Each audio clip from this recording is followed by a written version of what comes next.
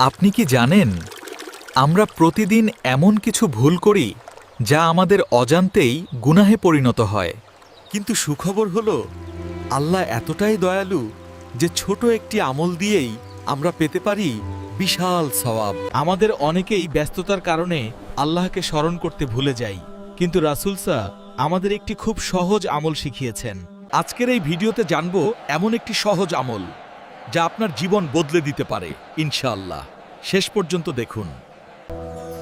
আলহামদুলিল্লাহ, আল্লাহু আকবার। এই তিনটি ছোট জিকির যদি আপনি প্রতিদিন 10-12 বলেন, আল্লাহ আপনার গুনাহ মাফ করে দিতে পারেন এবং অসংখ্য সওয়াব দান করেন। আজ থেকে আমরা সবাই চেষ্টা করি প্রতিদিন অন্তত কিছু সময় আল্লাহকে স্মরণ করার, কারণ এই দুনিয়া ক্ষণস্থায়ী কিন্তু আখিরাত চিরস্থায়ী। আল্লাহ আমাদের সবাইকে সঠিক পথে চলার তৌফিক দান করুন, আমিন।